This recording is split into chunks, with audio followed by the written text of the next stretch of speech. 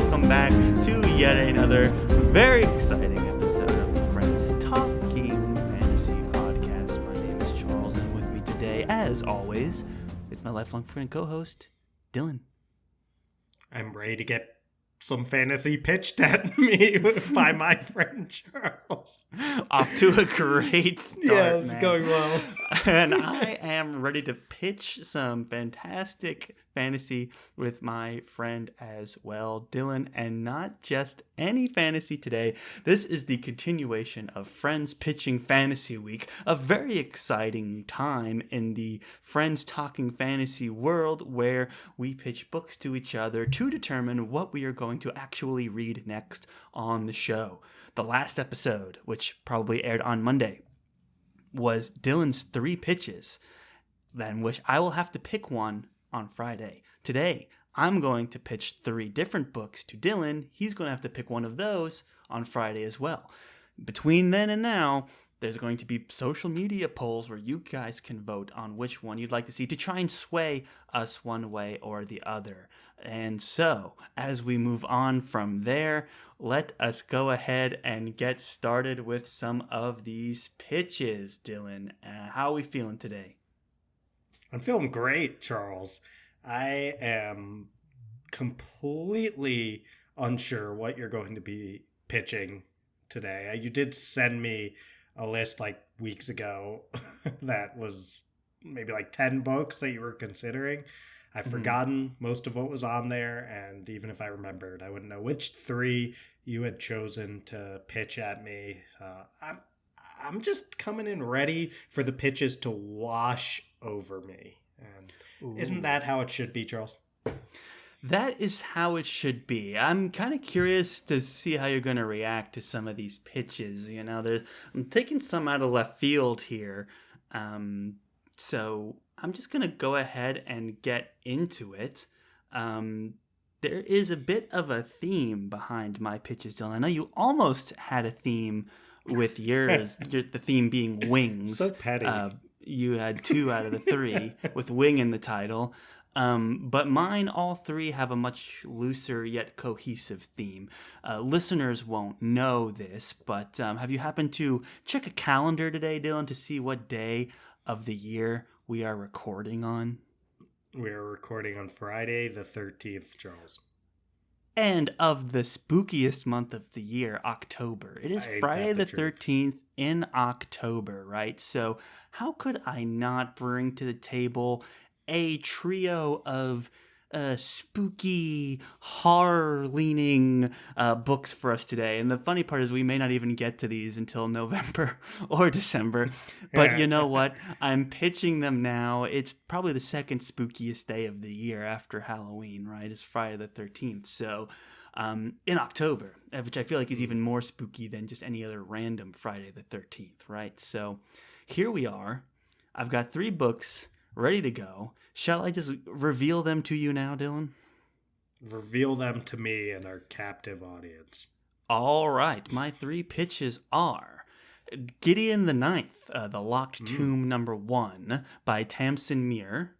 Okay. And then my second book is The Gunslinger, the first book of the Dark Tower by Stephen King. Ooh, okay. Yeah. I see it. And my third book is Between Two Fires by Christopher Buehlman. Oh, so that one is a horror novel by it's also fantasy. Horror, fantasy, and historical fiction are the 3 wow. the 3 genres in which Goodreads gives it. So we have 3 horror-leaning books, some more horror than others. And, you know, we were just talking, I had to hold my tongue on the last episode when you were like, when do we do Flintlock fantasy? And I was like, well, I had that same thought, and that's why I brought Gunslinger to the table. And then, of course, Gideon the Ninth is super popular online and super popular in bookstores as well. I was recently perusing some different bookstores just to try and see what was trending these days, and Gideon the Ninth was all over the place. So, you know, that's a good mix of stories. Of course, Stephen King, you can't take two steps in a bookstore without bumping into one of his books. So and Christopher Buehlman, we had the pleasure of reading another one of his books, The Black-Tongued Thief, which I absolutely loved. And he's got such a fantastic voice. He's such a great author that I knew I wanted to read another one of his works. And this was the way I could kind of work it in. This one is more fantasy leaning. It's not fantasy like The Black-Tongued Thief is, but it is based in like the 1300s, and there's knights and stuff. So that counts. And yeah, just so those are the 3 books. That's what I'm pitching today. How are we feeling? Where are we at? Do you think you're better than me because you have a theme, Charles? Be honest. I mean, that's one of the reasons. All right. Well, Charles, I'm feeling good besides the fact that it hurts that you just threw this theme on me and didn't let me know. I could have picked something else bird related. Everyone knows I love birds. I love counting crows. And that's true. Yeah, it's all right though, Charles. I think all of these are exciting choices. I think that Gideon the Ninth I have a copy of already. Definitely an internet darling, and I believe Book Talk darling. It's a book that has that very easy pitch to it, the whole lesbian necromancers in space that everyone, you hear that and you're like, all right. And then you got, I've been really wanting to read The Dark Tower. That's been a thing for me that I never got around to, but have been meaning to. And then... we've got a 3rd book that I don't know as much about, but I do know that I love the author's work because The Black-Tongued Thief was one of my favorite reads of the last year. And Charles, it's going to be tough for me to pick one of these 3. I don't know. The pitches Who's are going pitching to the have books to sway here? me. You or me? Am I right? Like, wow, I'm excited just from your pitches just now. Thank you. Yeah, no, these were not books that I was like thinking I was going to read next by any means. But once I sat down and started researching, I was like, for whatever reason, these are piquing my interest. And maybe it's the fall season that's kind of sparked me choosing some of these. But certainly they're all authors that I'm super interested in diving into. And certainly they all kind of share a little bit of commonality with the horror theme. So I'm not going to waste any more time, Dylan. I'm going to get into this. And I'm going to start with Gideon the Ninth by Tamsyn Muir. I'm hoping I'm pronouncing that correctly. I looked at a few book talks and I think that's what they said. So that's what I'm going to go with. So let me go ahead and get a little bit of the back of the book kind of synopsis here to put our listeners and ourselves in the mood. So Gideon the Ninth. The Emperor needs necromancers. The 9th necromancer needs a swordsman. Gideon has a sword, some dirty magazines, and no more time for undead bull stuff. You keeping it clean over here. Keep that clean rating. rating. Imagine what it says.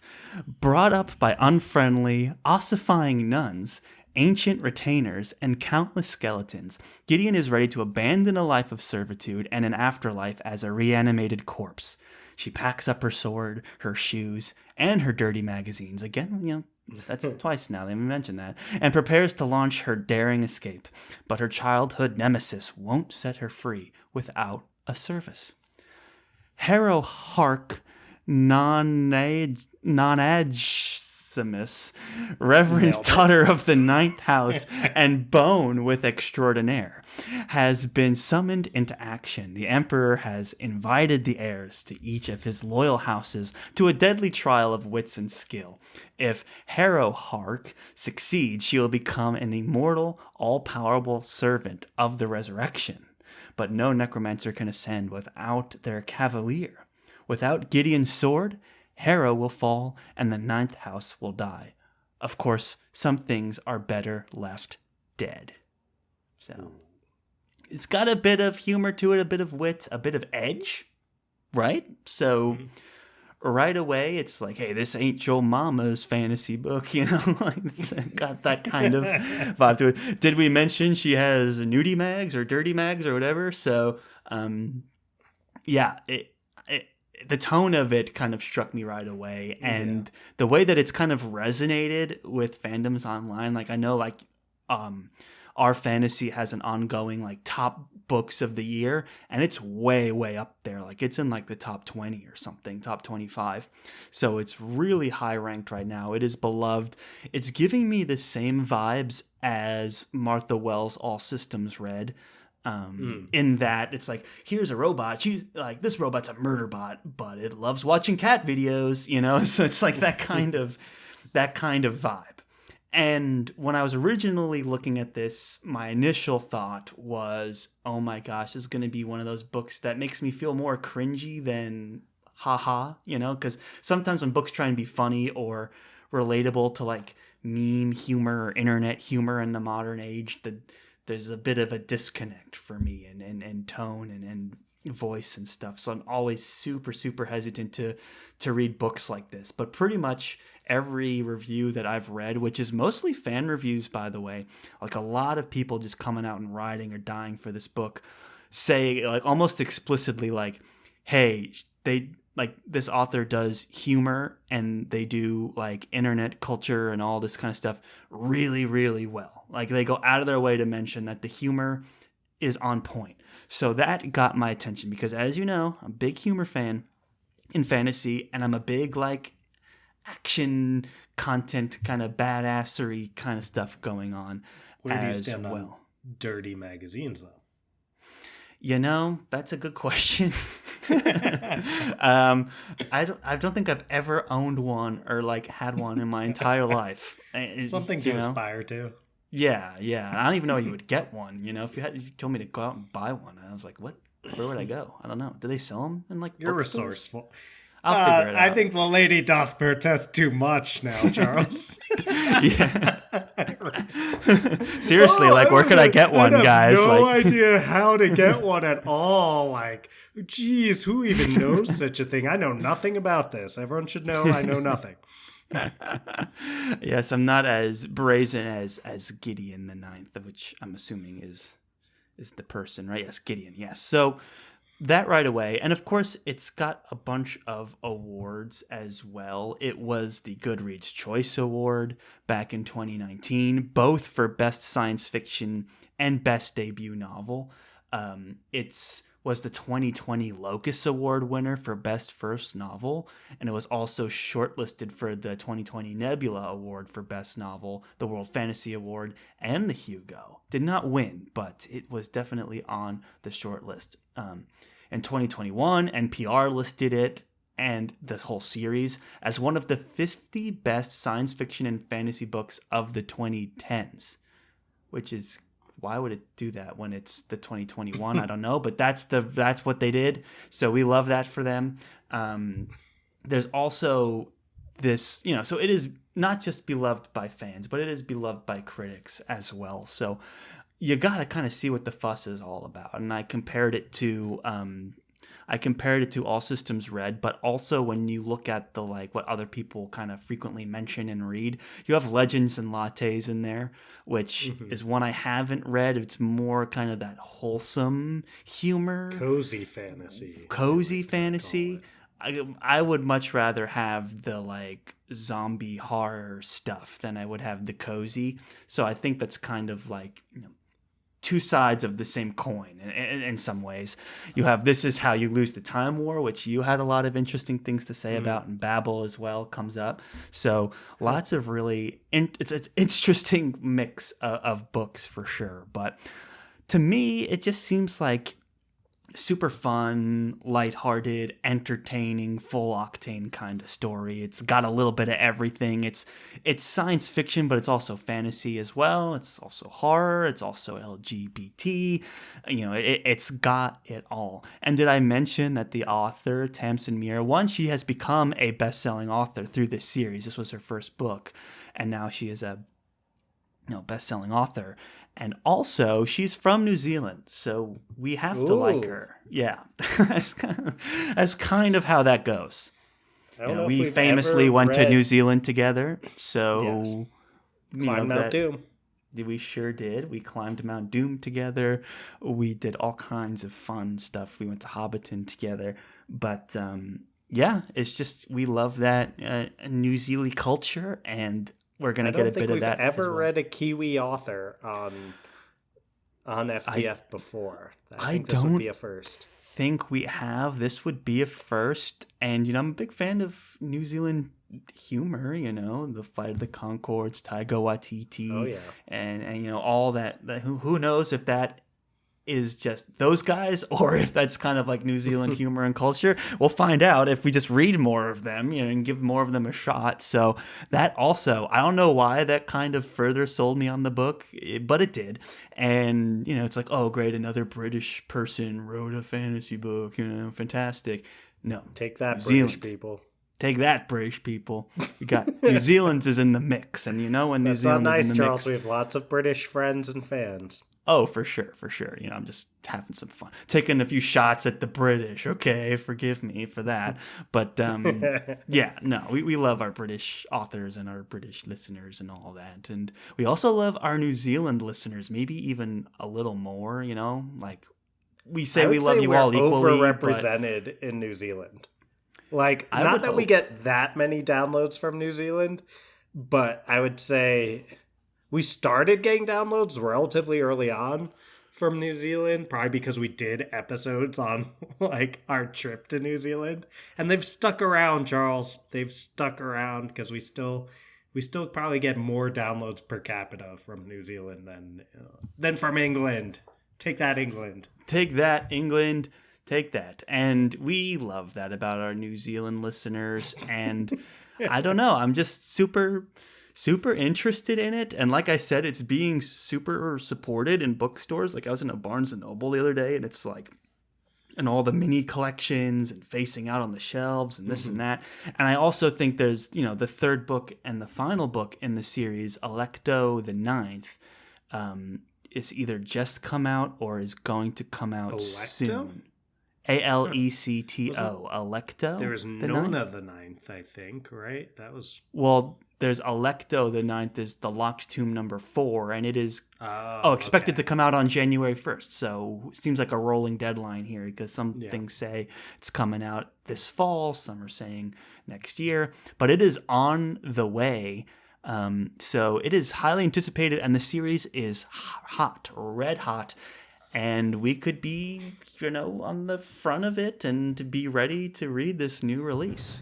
So that is my pitch for Gideon the Ninth, and just how could you not pick it? Where do you think? Where do you stand? Where I stand is that was a great pitch, Charles. A great Thank you. sell.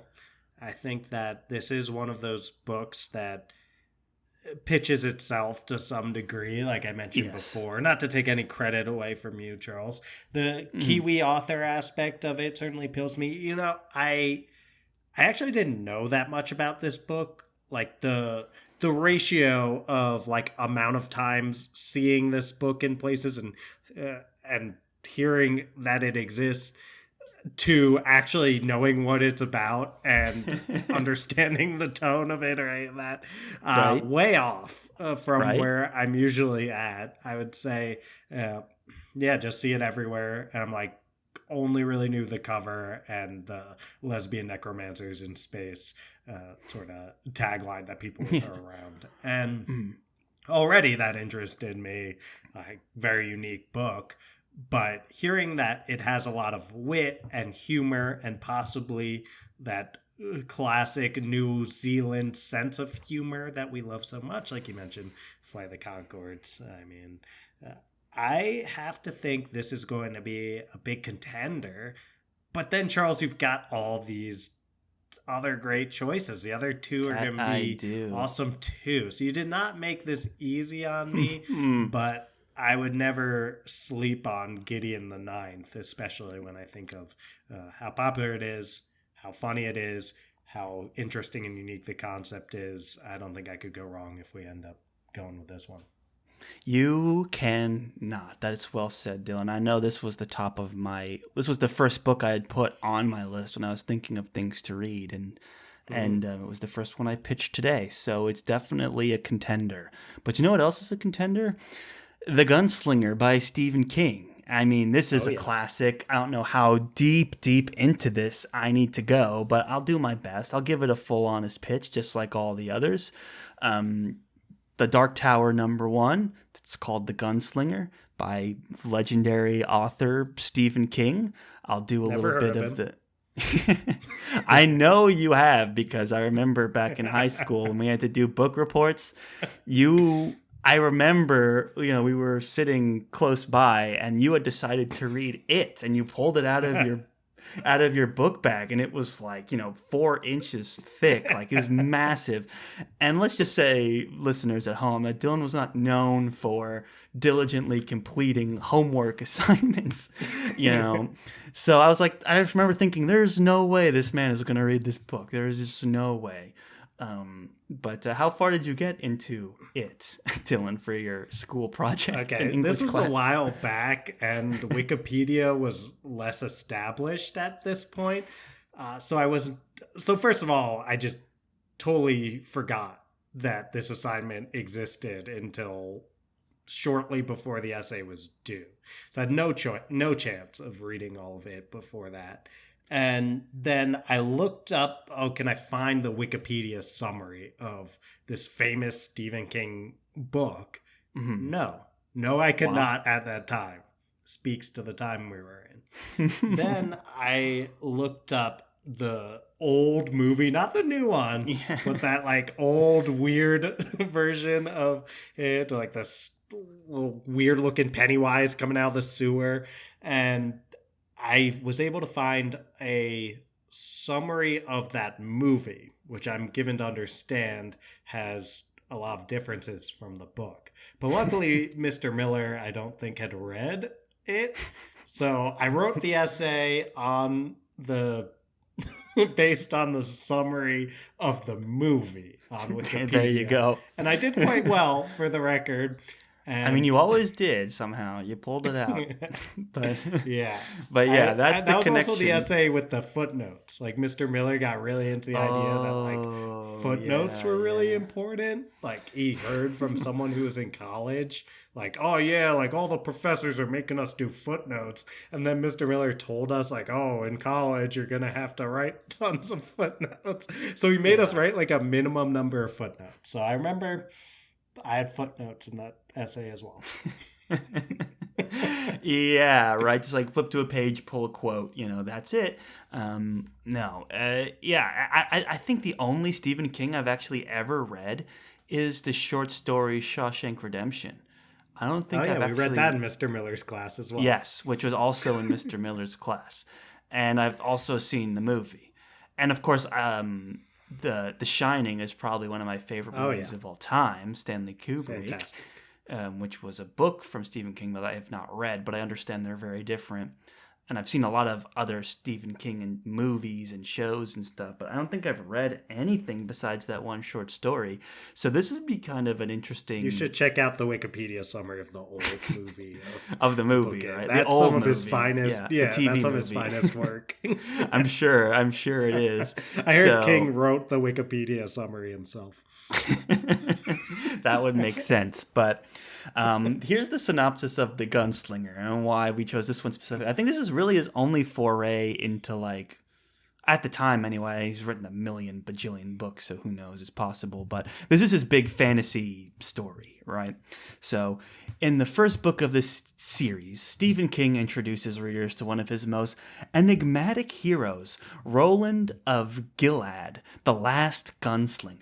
He is a haunting figure, a loner on a spellbinding journey into good and evil. In his desolate world, which frighteningly mirrors our own, little commentary there, Roland pursues the man in black, encounters an alluring woman named Alice, and begins a friendship with the kid from Earth called Jake.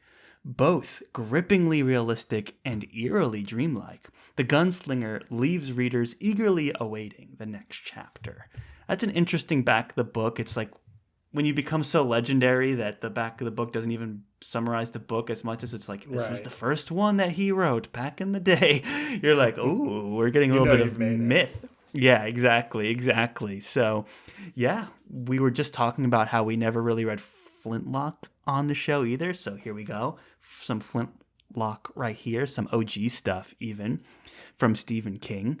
And another thing that I think will sell you on this, Dylan, is that of all the books today, including your pitches and the ones I'm going to pitch today, it is by far the shortest.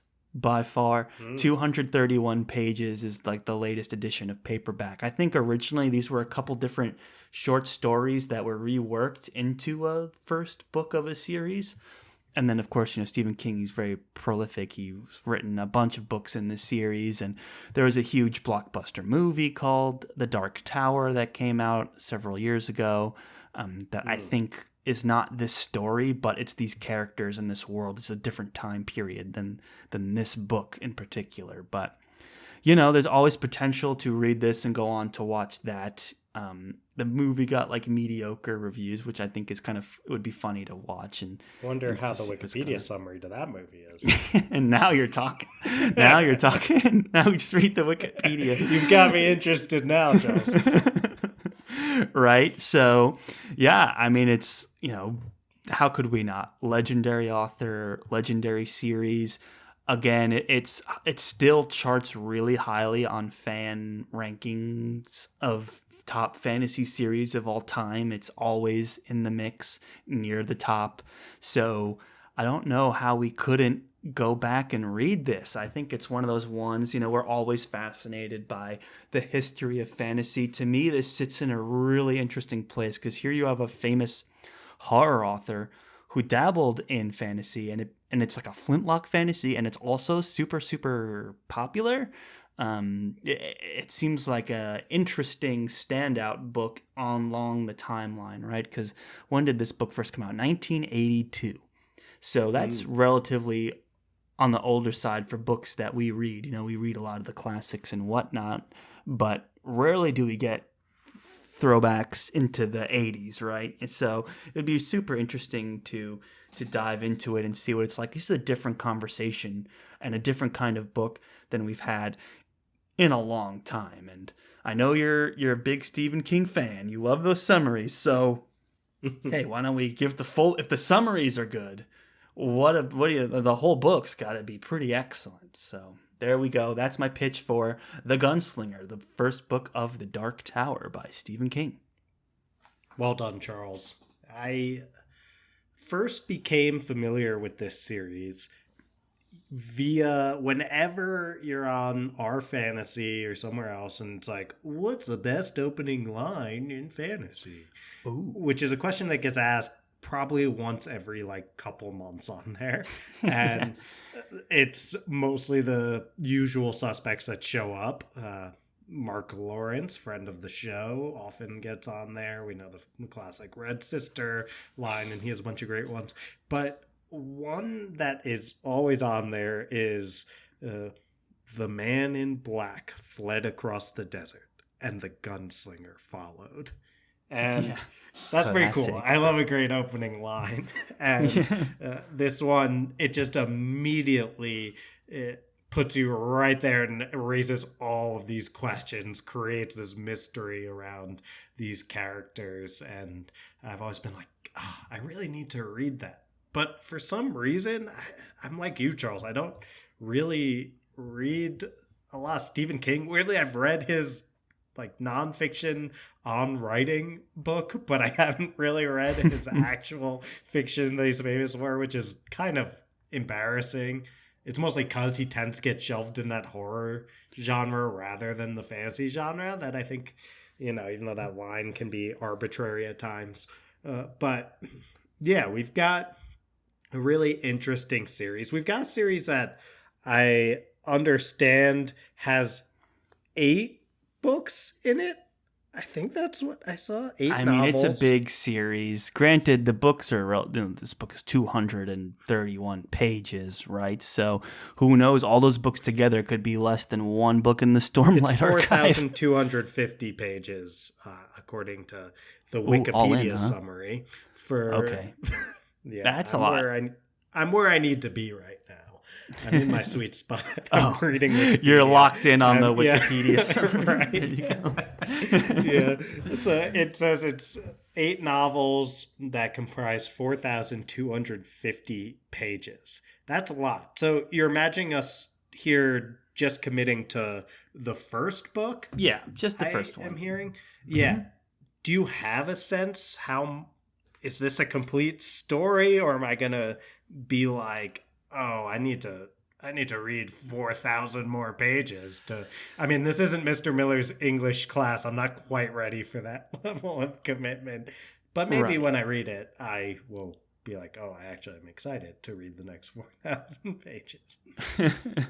Maybe you will. I don't know. I think Stephen King was writing at a time where you have almost like a serial, right, of series. So yeah, my understanding, and again, I haven't read it, but my understanding is that this is going to be a complete work with more stuff. I'm sure this, like, again, this first book was conceived by taking a couple short stories and making it a book.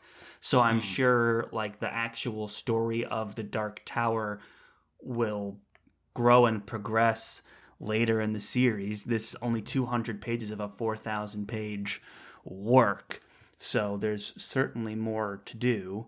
But I've heard that the ending is exciting and different and well praised, and yeah, I think we're gonna get a one-off experience with the potential to always come back and dabble more. Okay. I'm satisfied by that answer. Charles, this is definitely one that has felt like a big hole in my resume, and it sounds like you feel the same way when it comes to being big fantasy fans. It's like, oh, I haven't read this one yet. I haven't really read Stephen King. It's kind of embarrassing. So if nothing else, the desire to alleviate my own embarrassment around this is a big motivator here, and yeah, I'm excited by the idea. And how about that opening line? Am I right? How about that opening line? How about like grimdark characters, like really early on, and like before like the whole theme of grimdark really took off in the 2000s, right? So like, you know, there's a lot of interesting stuff going on in here. Sometimes you get an author from the outside that writes fantasy and then leaves and like does his own thing again. That they bring some interesting stuff to the genre. So I think there's some mold breaking stuff we can get from this classic work of fantasy.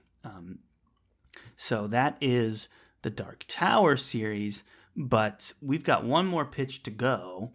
And I am, of course, referring to Between Two Fires by Christopher Buehlman. This is a standalone, and Not it to is be confused with the Zach Galifianakis vehicle, Between Two Ferns. Yeah, I honestly thought of that too. I was like, oh, it's like Between Two Ferns. But this is Between Two Fires. This actually, interestingly enough, is his second novel. It came out back in 2012. The Black Tongue Thief came out in 2021, to give you a perspective. Yep. And Christopher Buehlman is, you know, literally like a Renaissance man. Like, I think he's famous for going to Renaissance fairs and people pay him for him to insult them, I think was one of the things I read that he did. But he also is known as a horror author before, you know, his latest fantasy book, which has now taken off, and he's going to write more books in the Black Tongue Thief world. We're big fans. But before I get too far into that, I wanted to read the back of the cover synopsis for Between Two Fires by Christopher Buehlman. Okay, here we go.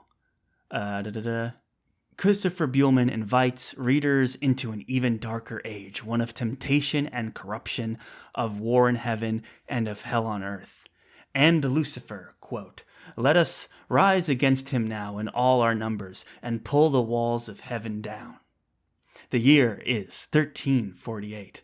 Thomas, a disgraced knight, has found a young girl alone in a dead Norman village, an orphan of the Black Death and an almost unnerving picture of innocence. She tells Thomas that plague is only part of a larger cataclysm, that the fallen angels under Lucifer are rising in a second war on heaven, and that the world of men has fallen behind the lines of conflict. Is it delirium or is it faith? She believes she has seen the angels of God. She believes the righteous dead speak to her in dreams, and now she has convinced the faithless Thomas to shepherd her across a depraved landscape to Avignon. There, she tells Thomas, she will fulfill her to confront the evil that has devastated the earth and to restore to this betrayed, murderous knight the nobility and hope of salvation he long abandoned. As hell unleashes its wrath, and as the true nature of the girl is revealed, Thomas will find himself on a macabre battleground of angels and demons, saints, and the risen dead, and in the midst of a desperate struggle for nothing less than the soul of man. Whoa. The stakes heavy have never stuff, been right? higher. I mean, it's like when you open up with a quote from Lucifer, it's like, and woe unto thee. You're like, dang, this guy's pulling no punches. He does have a flair for the theatrics. He also is like a playwright too, I believe. Yes, he's written 4 plays. And was the he's very much fantastic audiobook narrator of the fantastic. You can tell he loves the performance, and it comes across in this writing tone. At least it did in Black Tongue Thief, and it certainly did in this just back cover synopsis, right? Of like, you get the theatrics coming into play in a big way in his writing. And when you read the back of a book and you get pumped up that it's like, this has got to be good, right? Like, come on. So some of the genres that this book is attributed to is horror, fantasy, and historical fiction. So those are kind of the top 3. I think it leans way more on the horror, but it is technically fantastical. We've got knights and angels and demons. This could be a good one for our fantasies thing of angels and demons, right? Which I think before we only had one book to put in there. And now here we do. We have one that apparently has a battleground of angels and demons. So we have to read it, and we could check this off the list. Our fantasy bingo board.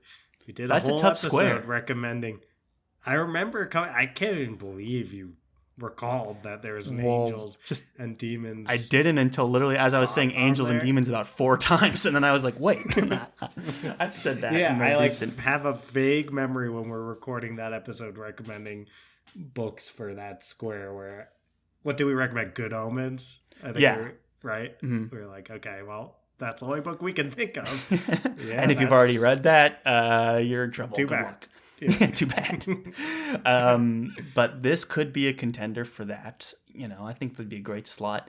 And look, we know the story. We mentioned at the beginning. We discovered The Black Tongue Thief. Again, they were hailing Abercrombie fans to check out this book, and we both raved about the book. I mean, it is really fantastic, and you can see where his horror elements came in. Definitely some of the heavier stuff that we've read this year, and definitely some of the most unsettling stuff that we've read this year was from The Black Tongue Thief, and that's not even considered horror. So I can only imagine what kind of punches this guy's throwing around in his real unbridled horror novel, right? He had written one other book before this that was like Those Across the River. Great name.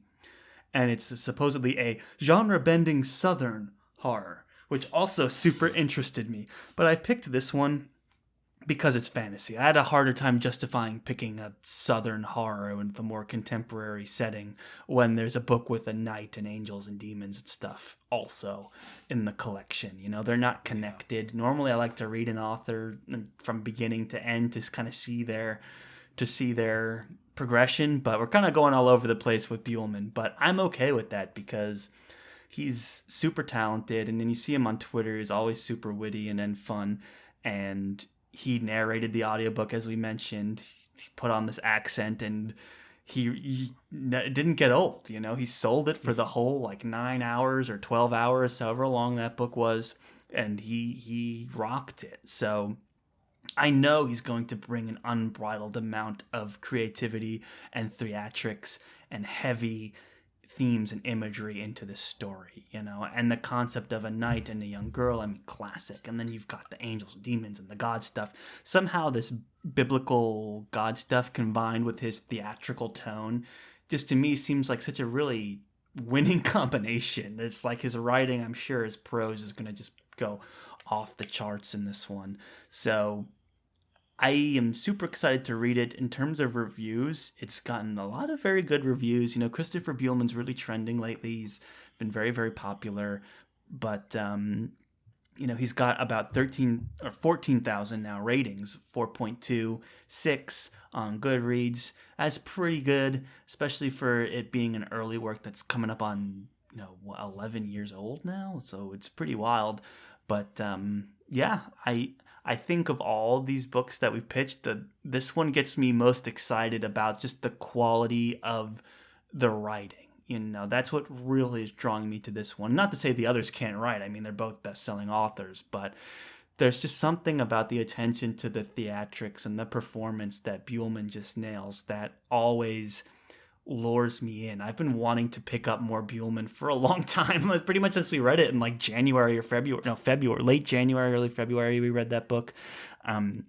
So I've just been looking for an excuse to put him back into the fold. And I thought, hey, it's Friday the 13th, it's Spooktober. Let's bring in Between Two Fires into the mix by Christopher Buehlman. Bring in the Buehlman, Charles. Bring in the Buehlman. Unleash the Kraken. That's what I say. Also, this book was published on October 2nd in 2012. So just to give you a sense of how spooky it is. It's spooky when it releases in October. Just saying. Do you think October... We're so not plugged into the horror community. I always find that kind of interesting is like how segmented all the different genres are, even though you'd think like fantasy and horror, like horror often has monsters or demons or whatever, like still kind of in the fantastical, but then we just know like nothing about nothing.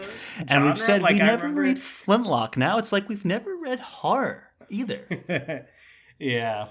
I've been asked before. Someone asked me a while back, is like, would you read horror books on Friends Talking Fantasy? And I was like, I guess in theory, but for some reason we never actually seem to do it. And it's funny, the Black Tongue Thief was coming out and it was like, from the man who brought you between two fires. And I was like, well, I don't know about that, but I'm sure the horror fans know about it extremely well, because it's just like, even really like awesome books that sell well, if it's in the horror genre, it's just like, oh, I didn't know that exists. But we know Buehlman has the chops, and we know that horror is the genre that he started with, and I think it'd be really interesting to compare and contrast. It could be kind of telling for like, where's the line between fantasy and horror? Like, what makes so true? What makes this horror that has fantasy elements, and what made then the Black Tongue Thief, by contrast, fantasy that has horror elements? Like from the more academic side, like that'd be a great question to ask Christopher. Yeah, I would love to talk to him. Does he do the audiobook of this one as well? Oh, that's a good question. I have no idea. Because I would audiobook it. If he does it, that's going to be my choice. I'm audiobooking this one if I pick it. And let's see. Between Two Fires audiobook. How do I find out? Let's see. Let's go to Audible. Narrated by Steve West. Good old Stevie Westside is handling this one. Steve West. So I think, I'm going to read all three books that you just pitched for sure. Right? Because, I mean, and quite possibly I'm going to read them like all pretty soon. I want to take I will pick one, and that will be one of our next 2 reads. Hey, it wouldn't be the first time we picked one and then also read the others and talked about them on the show. You know, I did that with The Spear Cuts Through Water. Right. I did that with a couple others too. Yeah, I kind of did the same. Right, like I pitched Maleficent 7 last time, and I ended up reading that. And I think the other book I pitched that did not get picked was Senlin Ascends, and I'm currently reading that. So it's like, it's hard not to just be like in the mood to read all of them at some point. But the thing is, which ones will you and I read at the same time and then deep dive on the show? That's the stakes of Friends Pitching Fantasy. That's the stakes, my friend. 100% correct. And I really have no idea which is going to get that honor, because they're all great choices for very different reasons. And that's when it's hard, right? When 2 books are like, oh, well, these are both kind of like along the same vein, but you know, there's one that just sounds a little more interesting than the other, then you go there. But we've got the like funny, as we've said, lesbian necromancers in space, which is its whole other thing that I can't think of any other book that's like that. Right. We've got a classic from the 80s from Stephen King, who we both are woefully underread when it comes to his work, and then just this book in particular. And then lastly, we've got a straight up horror book with, of course, those fantasy elements by someone who we absolutely love his work. It's like, Charles, you've made this very difficult for me, but luckily I'm not alone when it comes to making this decision, which is very reassuring for me in this moment. I can take those social media polls that we always put up there and see where our listeners and followers are leaning. And I really don't know. I don't know what they're going to do on this one. I bet Gideon is like going to have It's the most relevant, and like with a new release right around the corner, how could it not? But there is a lot of Gunslinger fans out there as well. Stephen King in general is like, Stephen King. Yeah. And then Buehlman fans, they'll see his name even if they haven't read this one. And we've talked about him on the show. We've cultivated those kind of people that would like Christopher Buehlman. So, just the premise sounds so interesting. Isn't it? Like, of all the back of the book ones I read today, that was by far and away the best one. That one like left me like, damn, I'm gonna pick that up like right now. Right. So hard not to feel that way.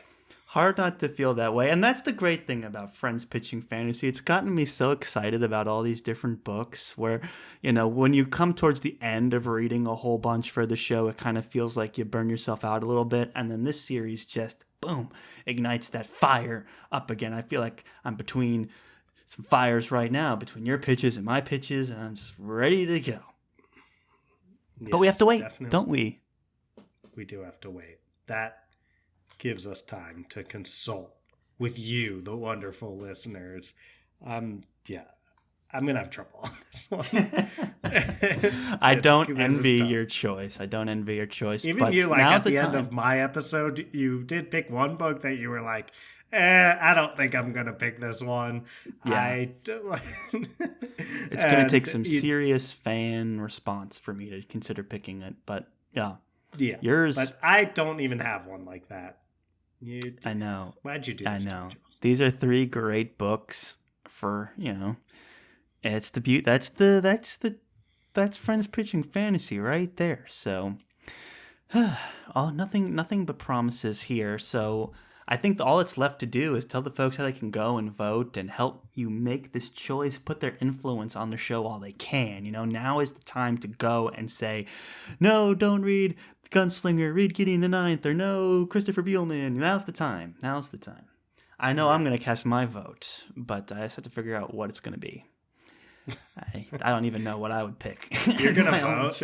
Like how people vote maybe, for themselves for president? If it's like a low number of votes, I'll abstain. You know, I don't want to like sway it too much. But yeah, if it's part of the fun, why not? You know, why not, Charles? Well, we'll tell them where to find us on Twitter and Instagram. Twitter, Dylan, really? Twitter. Yeah, Twitter. What, you got a problem with that? No problem with that at all. It's not what it's called anymore, unfortunately, but I know what you're talking about, so it's no problem Sorry, with I me. forgot Charles is very pro Elon Musk. Okay, we are not carrying that over into 2 episodes. I think it's time we just go ahead and play that sweet, sweet outro music. Let's get that sweet, sweet outro music pumping, Charles, and we'll tell them all about where to find us on social media platforms. Will. Thank you all, one and all, for listening to yet another very exciting episode of the Friends Talking Fantasy podcast. If you like what you heard today, and if you want us to read Gideon the Ninth by Tamsyn Muir, or The Gunslinger by Stephen King, or Between Two Fires by Christopher Buehlman, then you know what you have to do. You gotta go find us over on the socials. That's Instagram at the FTF podcast, and X, Twitter, whatever makes you feel good, at the FTF podcast with a number 1 at the end. Now, Dylan, if they like what they heard today, if they supported us over on the socials, if they voted for the pitch that they want us to read next, and they want to support the show even further, what can they do? Toss 5 stars to our podcast, which you can do over on Spotify. Just 2 clicks at the top of the Friends Talking Fantasy podcast feed. It helps us so much when you do that. You can also rate and even review on Apple Podcasts. You can write kind words about us in that 5-star review. And whenever you do that, that puts a smile on my face and presumably on Charles's face as well. But just listening is more than enough. Thank you so much for doing that. Just listening, you guys are awesome. Thank you so much for making it all the way to the end. We greatly appreciate you, and we're looking forward to Friday's episode where we will pick which book we're going to read. You're not going to want to miss that. But until then, as always, guys, go forth and conquer, friends.